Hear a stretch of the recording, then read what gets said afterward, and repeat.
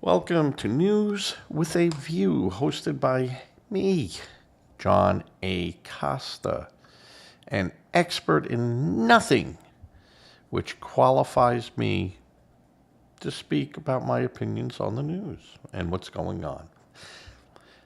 This is a conservative-leaning podcast. I do take in the facts from both sides,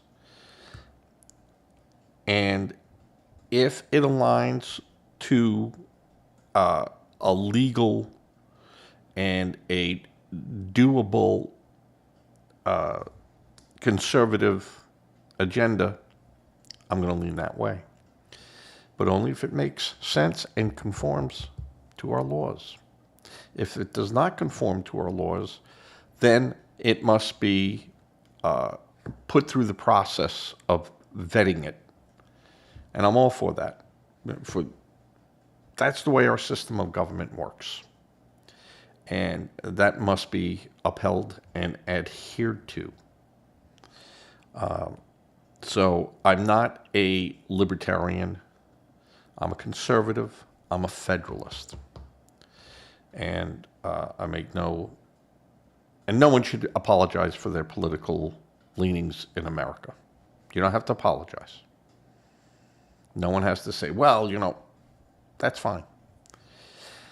As long as it conforms to our Constitution and, of course, state rights and all that goes with it, no problem. No problem. You can have your expressions of what you would like to see in the government and for the people. It's what makes this country fantastic. But I am a conservative, a Republican, not MAGA. No. A good idea is a good idea no matter where it comes from.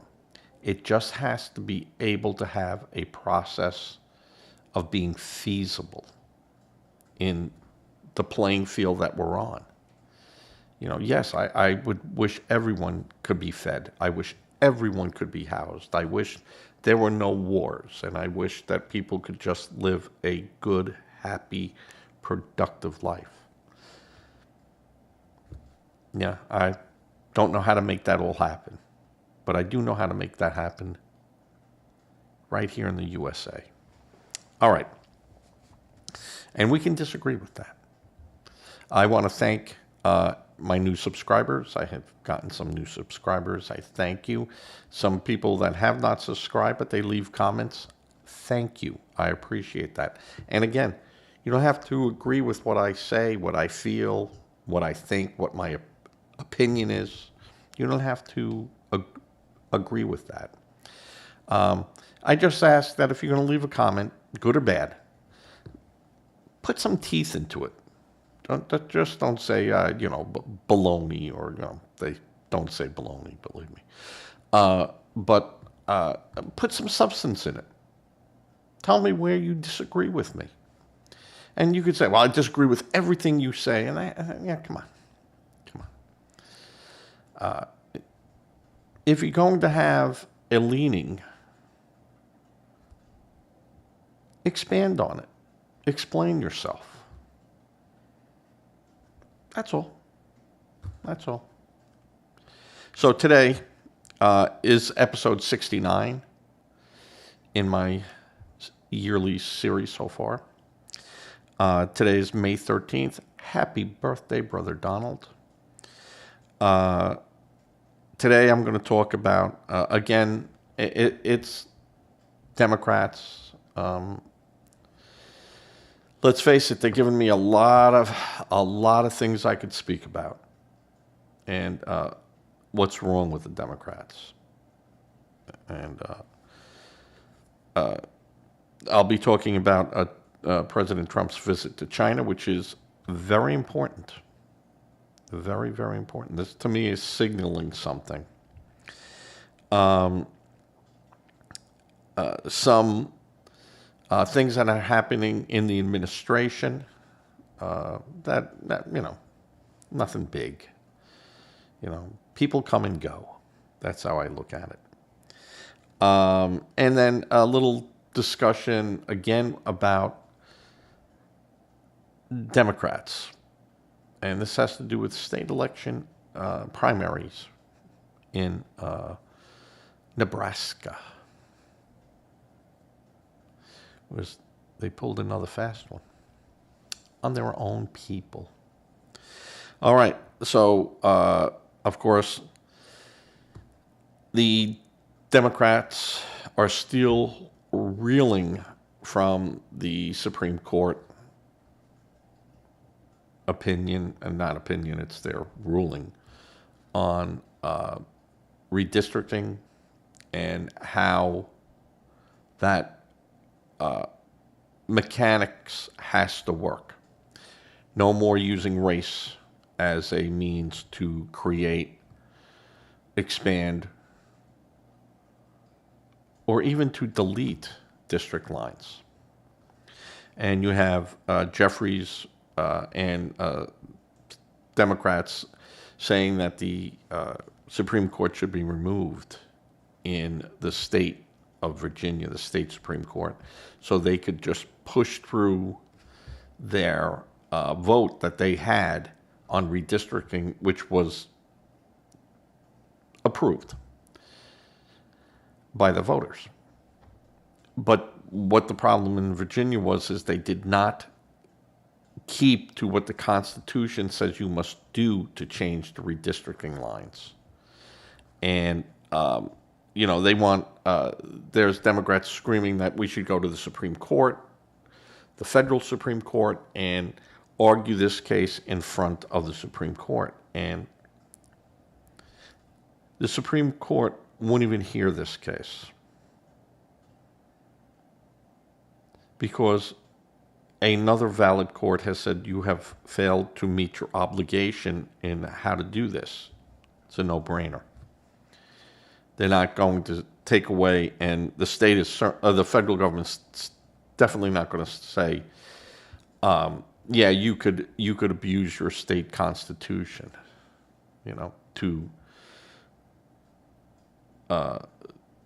to vote on something that should never have made it to be voted on because you did not do everything you needed to do to get it to that point. I mean, that's crazy logic.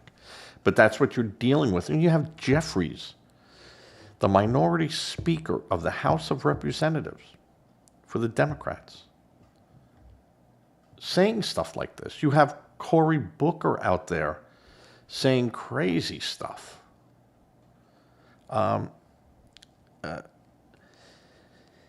It just doesn't make sense. I do not get the Democratic platforms. They are just scattered.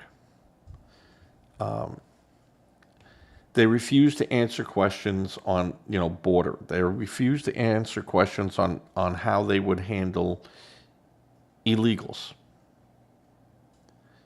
They refuse to discuss the fraud that's being found in, states.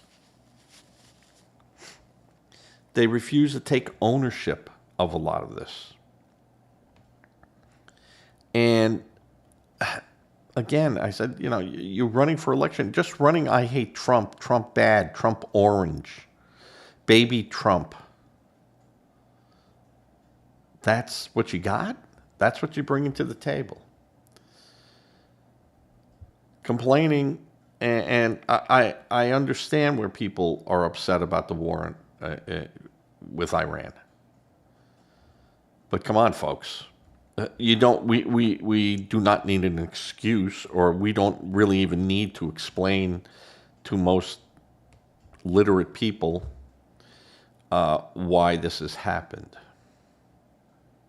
I mean, who wants to see a nuclear-capable Iran? I mean, we are fortunate that with a nuclear North Korea, you have Russia watching them and China watching them. they sit right there and they get like, hey, ooh, fellas, you know, yeah.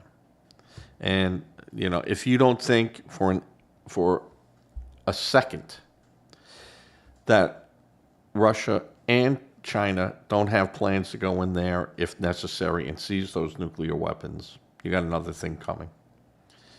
Just like you don't think that the United States doesn't have plans to seize Pakistan nuclear weapons. Yeah. Not India. Not India. I'm sure somewhere in some drawer, of course they always have, they're prepared. They have all these scenarios, but that's not one that they're worried about. The Indian government is sensible and predictable. Iran is not predictable. And North Korea, you don't have a political system. You have the Kim family. And it's different. In China and Russia, they're not just going to let someone in there and shoot missiles, and just like we do. It's just not going to happen. But see, in Iran, that's a whole different level of instability. And the world has seen where a leader says, I'm going to wipe these people out, and then they try to do it. And almost succeeded in doing that in Europe. So when you have a government that says that is their goal, is to wipe these people out, and they have the means to do it, you have to take them seriously. So, but the Democrats, they go, oh, how could this be? Oh my goodness, oh my. And most of those people sitting in those seats up there, be them red, be them blue, sat back and, said, well, hold them at bay. You had England appease them. You had certainly Obama appease them, and Biden appease them.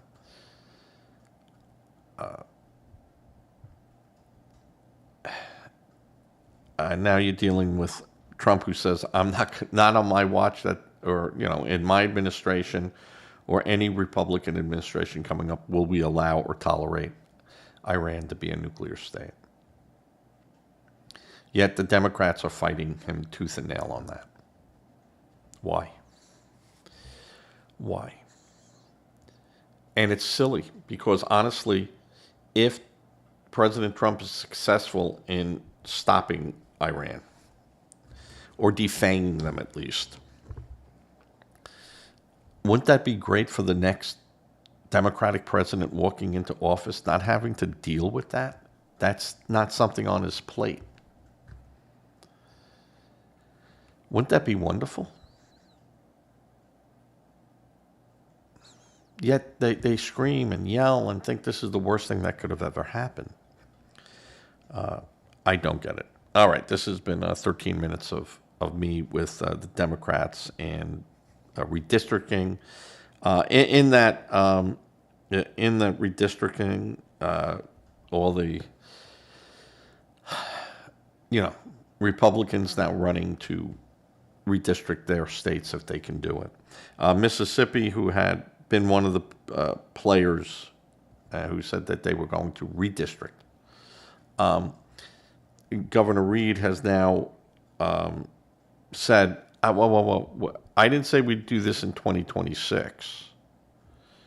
So he goes, we could do it before, but, he goes, I'm leaning more towards 2028. And, I don't see that happening. I see Mississippi quickly redistricting, and not wait for 2027 to do it. But that's just me. That's just me. The other thing, Trump is in China. He's meeting with the president there. And yes, this is all about trade and tariffs, and I think they're going to come to a good handshake on this. And President Trump has already said, "I'm not worried about the U.S. economy right now with the Iranian war and everything." He goes, "We knew that prices were going to go up. We knew that this was going to be a price that we would have to look at and deal with."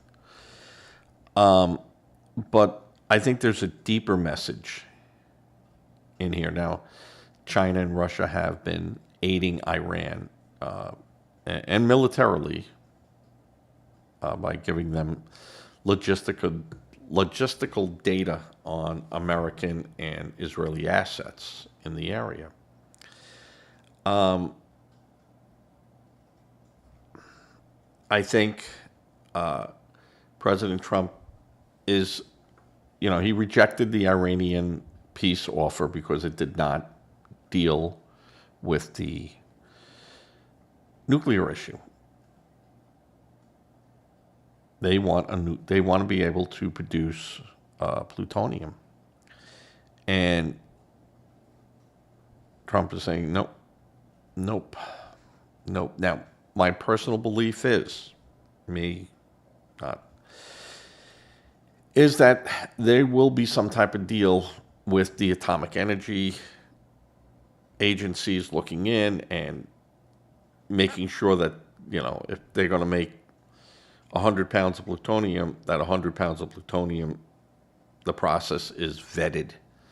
And that 100 pounds is the 100 pounds. It's not 101 pound and, 99 for you, 1 for me. No.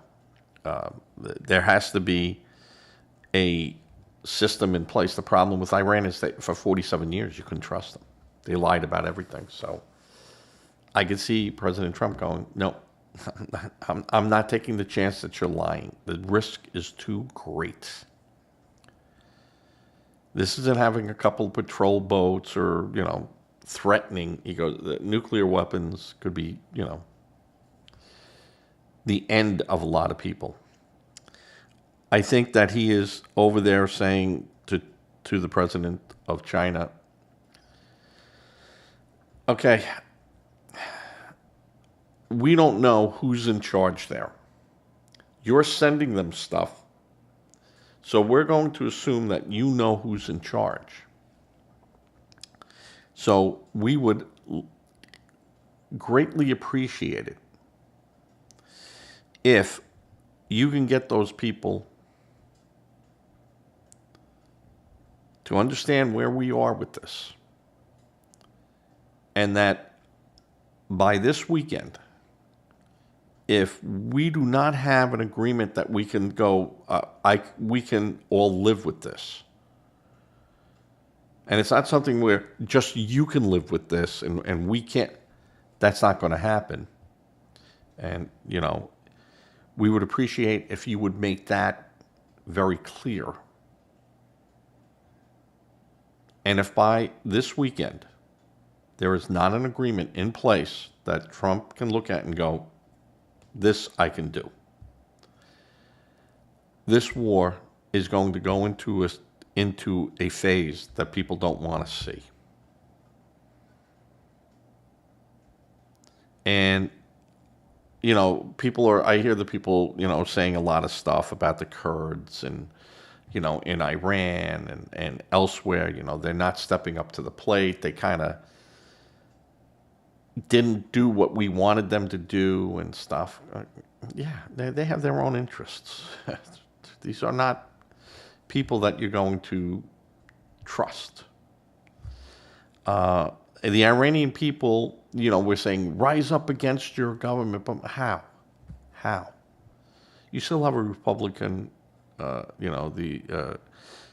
Republican Guard, I call them, the Iranian Revolutionary Guard, that is in charge. life and death. And the people are afraid. They're afraid. They're also are afraid that they go through all this stuff and the U.S. then goes, well, we can't do that. We can't get that involved, and we asked you to do that. Well, it's your country. And we have burned so many people, Biden, that these countries are very leery of our word. Now, we say that about Iran, and then we have to look at things that happen in our government. And again, our government has a revolution every 4 years. And the policies change. Where their policies don't change. 47 years, their policies have not changed. The communism policies have not changed. The government has changed, but their manifesto has not changed one word. Not one word. So you look at people and they go, well, you're only as good as your word and what you've done. So I can understand them being very apprehensive of the United States and our word. But I'm going to say this, and I go out on a limb, that either Russia or China is going to agree to take that 1,000 pounds of plutonium, safeguard it, and buy it, whatever. And they'll tell Iran, you can't do this anymore. And, let's see how you play in the next 4 or 5 years. And then, there'll be a different administration in there, and there might be some wiggle room. And you say this, did you ever think we'd be friends with Germany and Japan and Vietnam? And, so adversaries can turn into friends. And, I've said this before, the United States can be your best friend ever. We could also be your worst enemy. And that's up to the people sitting in the White House. So we see that the president's trip is just more than trade. This is a signal. And Trump is 100% serious that if he doesn't get what he wants, Iran's going to pay the price. Even more so. And we hear that Iran, we have hundreds and hundreds of missiles and boats and so. Yeah. Yeah. So do we. And ours all work. We heard that Iran, they would be, crushing us, and and we knew it militarily. We knew it, It's a yiping dog. Dog that's, on a, and then you hit it a couple of times with the paper, with the rolled up newspaper, and they start yiping, and to the point where they start yiping when you start rolling up the news. You haven't even hit them yet. And they're, that's what we're doing to Iran. Their neighbors don't like Iran. They knew that Iran was a malignant tumor attached to the Middle East and just spreading like a cancer. But we can't go against fellow brothers. So, who does it? All right. Under the other thing with the administration this week, the administration said they are not accepting any applications for new hospice or home health care agencies for the next 6 months as they're investigating fraud. This is because of California. And I suppose everywhere. I'm not going to say that it's, the fraud is just a blue state issue. It's all our issues. They're taking monies from conservatives. They're taking monies from liberals and progressives. So they're taking money from all of us. And again, all this because of 3 months of Doge.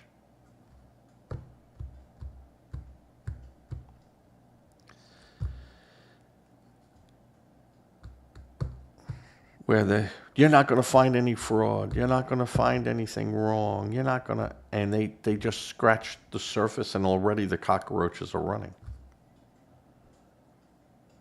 So that's the biggie. The other thing I was going to touch upon, I'm trying to keep this short today, under 35 minutes. Nebraska held their primaries, of course. Republican Senator Rickett easily won the primary, and he's already set to go. The Democratic challenger, Cindy Burbank, won the endorsement of the Democrats to run. But she made an announcement that she's going to drop out and instead pledges her support to independent Dan Osborne to run for the Senate seat. Now, this is again the shenanigans of the Democrats. The people voted for her. And it was her plan to not do this and then say, now, Dan Osborne is your guy. Well, why didn't Dan Osborne run? Oh, he did, but he didn't win. So, what they did is they took two positions, knowing the winner, if he would have won, that would have been great. It would have been done with, and, she'd go, yeah, I support him too. I think he's a good guy. Let's get our house in order here. But he's an independent. And if she won, I'm going to turn it down and I'm going to support the independent. What a bunch of baloney. Does that sound, again, like Biden, now here's Harris? Again, Democrats, you openly say this and then immediately, that doesn't matter. That was yesterday. Today is today. How can people trust you? Why would people trust you? Now, I'm not saying the Democrats of Nebraska or Minnesota are ignorant people. But I mean, Helen Keller could see she would be being used by these people. And this is just unthinkable.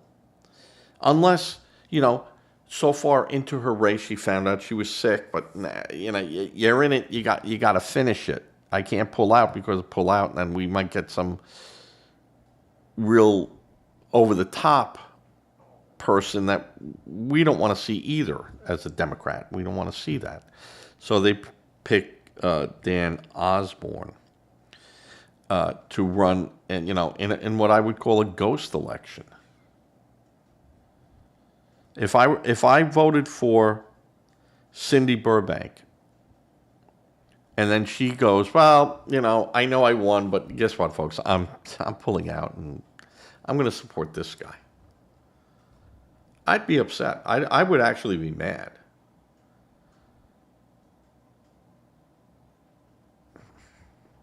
I mean, she might have, that might have been known to people anyway, but that's ghosting. And you know, really, really, Democrats, you don't have enough problems in your state. You don't have enough problems with your party. And it just proves again that the DNC is out of control. That they don't, that they're rudderless. And you could go, no, well, Democrats are winning some states. Yeah, of course you're going to have wins in states and stuff. Sure, you know. And it's not even the idea of even a blind squirrel finds a nut now and then. It's not that. You have some states that are blue and they're going to be blue.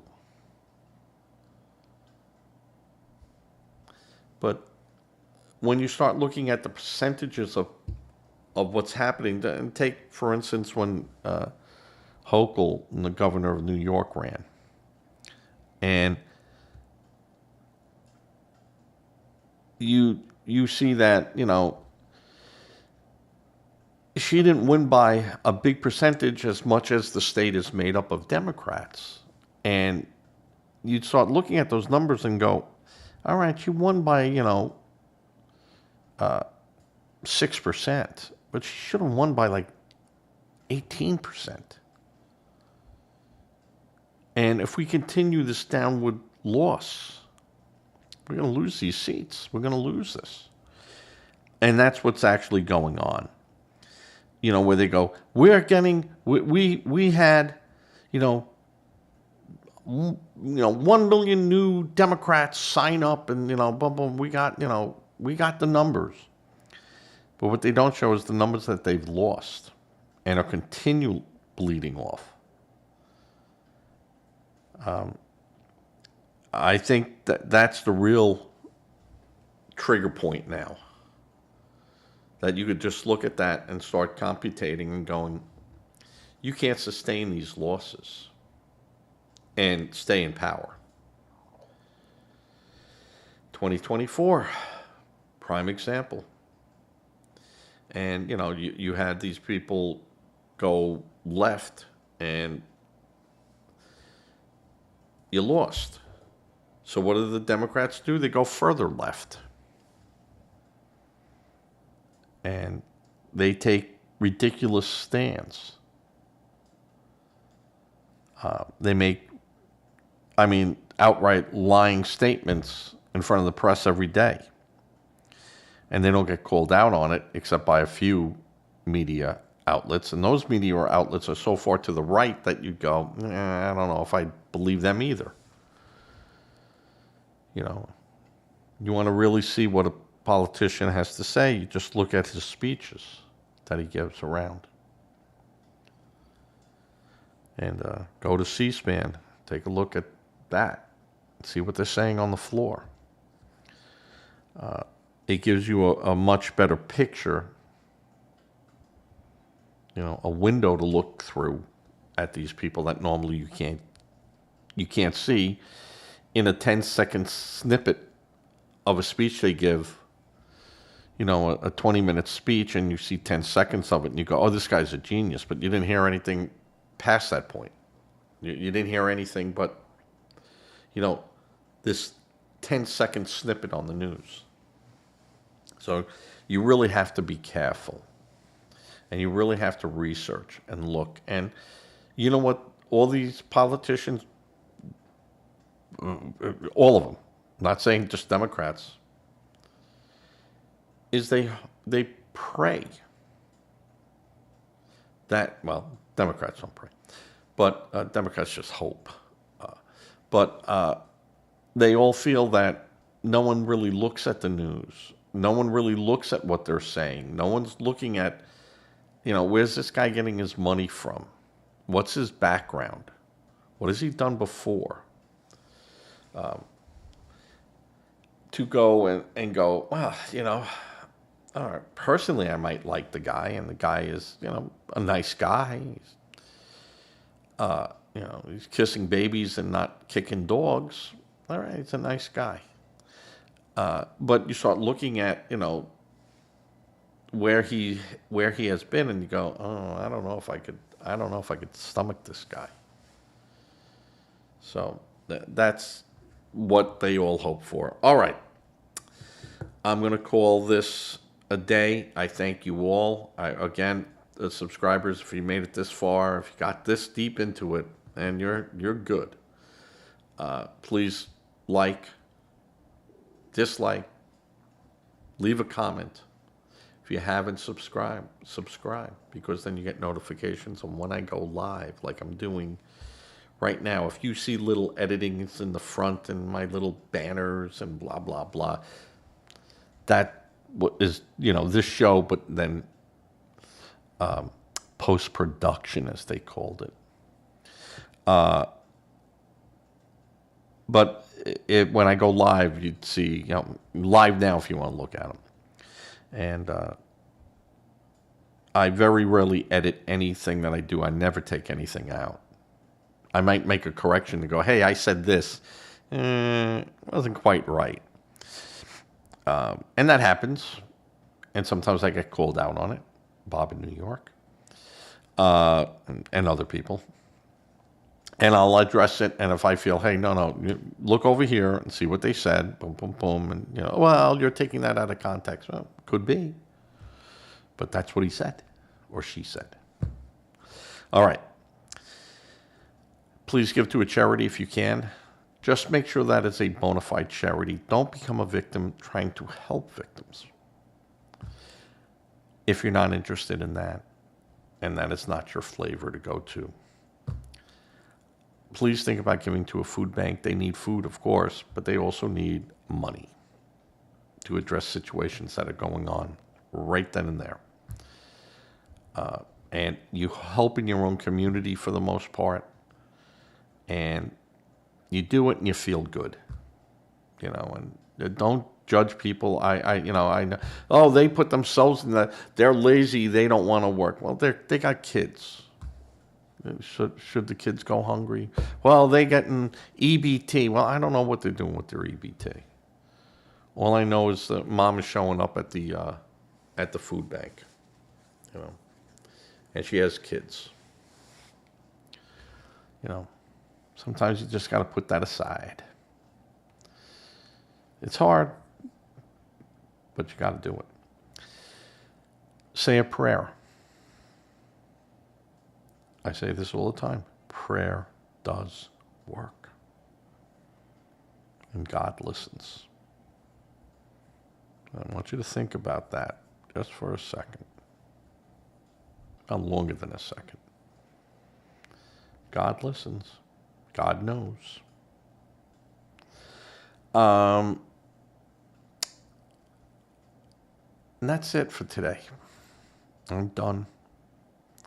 I hope everyone has a good one. I will be doing a show tomorrow for certain. I've been, again, this week has been a little bit hard for me. I have not been in the best shape I've been in. But I am doing better. And I'm still, my allergy, cold, whatever I got, in which the doctors go, oh, you got cold. Take vitamins. Get a B12 shot. I got a B12 shot. All it did was hurt my arm. Nothing changed. So, I'll see you all tomorrow, and this should be going up in about an hour and a half onto my playlist. And I do have a May 9th show that I have not aired yet that I will. Going to try to do a little experiment with that too. All right, everyone. Be safe. Be well. As I fade to black. Bob in New York, give me a call.